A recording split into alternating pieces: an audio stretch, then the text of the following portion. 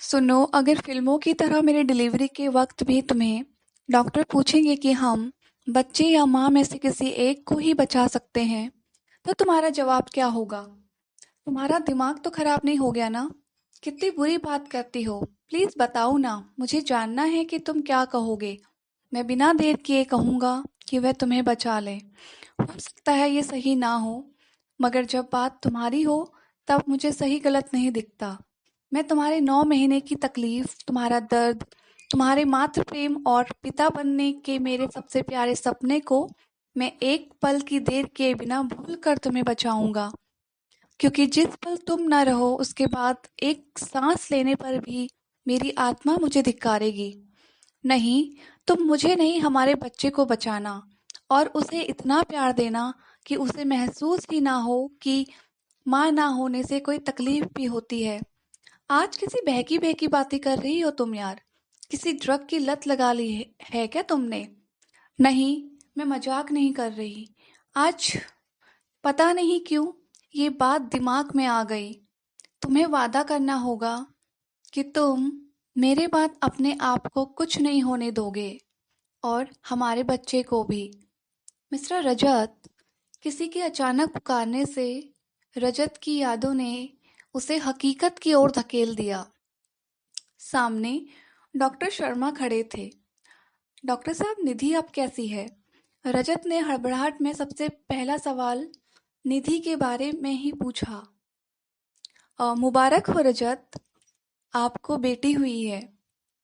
रजत की बात को अनसुना करते हुए डॉक्टर ने रजत के कंधों पर हाथ रखकर जबरदस्ती मुस्कुराते हुए कहा, वाह डॉक्टर साहब, आपने बहुत अच्छी खबर सुनाई है। जानते हैं, मैं शर्त जीत गया। मैंने कहा था कि हम पहले बेटे ही होगी, मगर निधि ही जीत पर अड़ी थी कि नहीं, पहले लड़का होगा।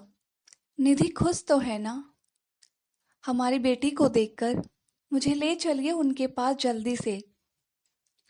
रजत की खुशी संभाले नहीं संभल रही थी। डॉक्टर शर्मा ने रजत के कंधों पर हाथ रखे हाथ की पकड़ को इस तरह मजबूत किया जैसे वह उसे संभालने के लिए खुद को तैयार कर रहे हों, और फिर अपने चेहरे की झूठी मुस्कुराहट को हटाते हुए गंभीर होकर कहा, देखिए रजत, हम सब बस कोशिश कर सकते हैं और हमने वही किया। मगर हमारे हाथ में कुछ नहीं होता। मतलब? आप क्या कह रहे हैं? मुझे समझ नहीं आ रहा। देखिए, मैं अपनी उत्सुकता को और नहीं रोक सकता।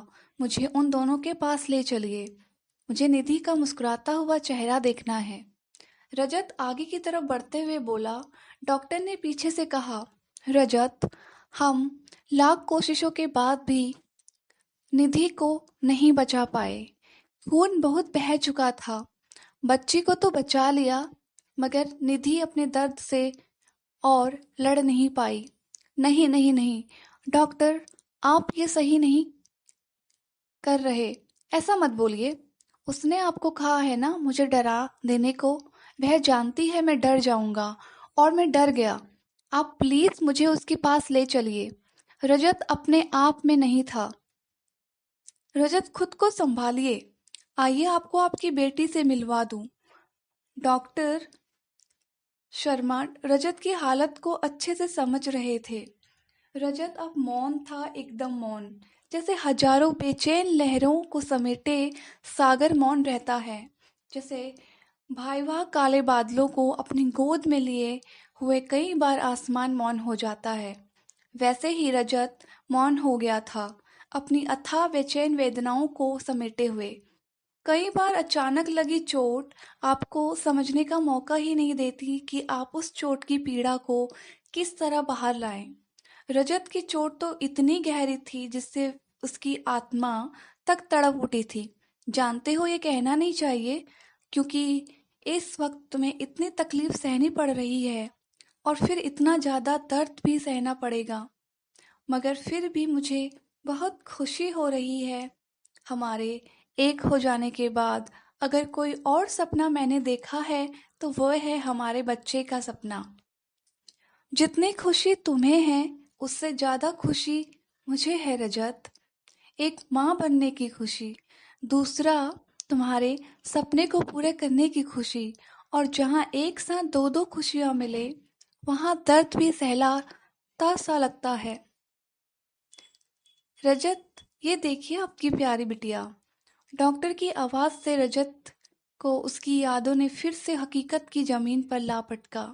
मगर इस बार हकीकत पहले से कुछ खूबसूरत थी, और खूबसूरती की वजह थी इस बगीचे में खिली नन्ही सी एक कली। रजत कुछ वक्त के लिए सब कुछ भूलकर अपनी बेटी के मासूम से चेहरे में खो गया। उसे ऐसा लग रहा था कि जैसे उसके चेहरे की ओट में निधि ही मुस्कुरा रही। रजत ने डरते डरते उस नन्ही सी जान को गोद में उठाया। एक पुरुष अपनी जवानी से लेकर बुढ़ापे की हद में कदम रखने तक एक ही चीज पर हमेशा गर्व करता है, और वह है उसका बल। मगर जब वह अपने नवजात शिशु को गोद में उठा रहा होता है, तो यही बल उसका सबसे बड़ा डर बन जाता है। उसे लगता है कि कहीं उसे सख्त हाथों से उसके बच्चे की नरम त्वचा छिल न जाए, कहीं उसके जोर से पकड़ने पर उस मासूम की कोई हड्डी न टूट जाए, कहीं वह उसके हाथों से फिसल कर गिर ना पड़े। रजत को भी इस वक्त ऐसा ही डर महसूस हो रहा था। बड़ी सावधानी से बच्ची को उठाने के बाद वह कितनी देर तक उसे निहारता रहा।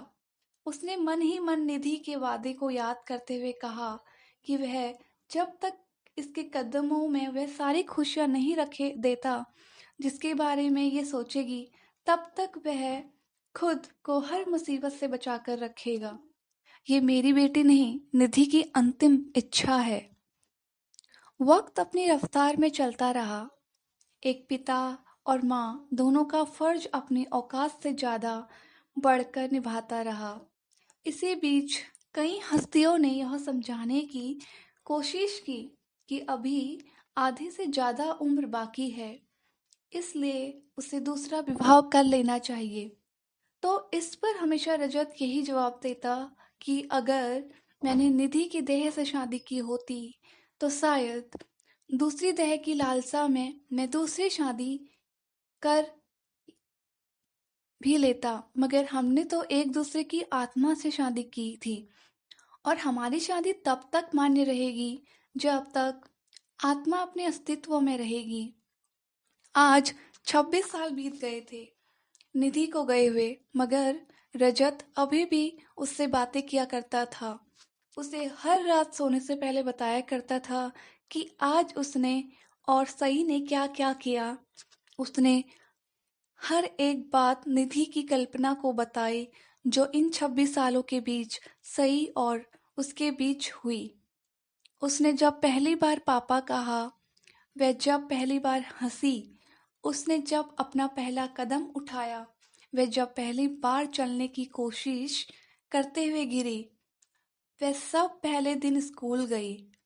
उसने जब पहली बार निधि के बारे में पूछा, उसने जब जब क्लास में टॉप किया, उसके कॉलेज का पहला दिन, उसकी एमबीए कंप्लीट होना, उसका पवन से प्यार हो जाना, और पहली बार डरते डरते उसके बारे में बताना, यह सब निधि से बताया था। इन सब के बीच वह हमेशा माँ और पिता के रूप में बेहतर रहा। मगर जब वह बहुत बुरी तरह उलझ गया, जब एक दिन सई स्कूल से रोते रोते घर आई, और बार बार पूछने पर भी उसे कुछ नहीं बता पाई थी, और फिर कुछ देर बाद डरते डरते बोले कि पापा, मैं मरने वाली हूँ, मुझे बीमारी हो गई है, मुझे आज ब्लड आया, पापा मुझे बचा लीजिए, मैं आपको छोड़कर नहीं जाना चाहती।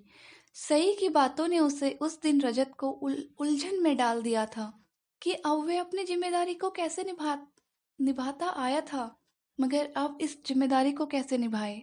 वह माँ का फर्ज निभा रहा था, मगर माँ नहीं था। उसने बड़ी आशा से यह सोचकर निधि की तस्वीर को देखा कि वह उसे रास्ता दिखाए, और तब उसे लगा कि जैसे निधि कह रही हो, डरो मत, डर मत जाना, तुम में मैं हमेशा रही हूँ, कुछ देर के लिए पुरुष या पिता होने का ख्याल भुला दो। ये सोचो कि तुम नहीं, मैं उसे समझा रही हूँ। आज अगर तुमने उसे नहीं समझाया तो शायद वो हमेशा इसे लेकर घबराती रहेगी। रजत में एक अजीब सी हिम्मत आ गई। उस दिन उसने अपने अंदर मातृत्व को महसूस किया और सई को समझाते हुए कहा, नहीं बच्चा, तुम्हें कुछ नहीं हुआ। जानती हो, जब भगवान ने दुनिया बनाई ना, तो लड़कियों को एक पावर दी जिससे वे हमेशा सुंदर रहे। इसलिए हर लड़के के साथ ऐसा होता है और इस ब्लड के साथ साथ उसके अंदर के सारे वह कीटाणु निकल जाते हैं जो उन्हें सुंदर होने से रोकता है। जब आप बड़ी हो गई हो और मेरा बच्चा तो सबसे सुंदर बनेगा ना, इसलिए उसे घबराने की कोई जरूरत नहीं। बस कुछ बातें जिनका ध्यान देना होता है और कोई प्रॉब्लम नहीं है। ये सभी लेडीज को होता है।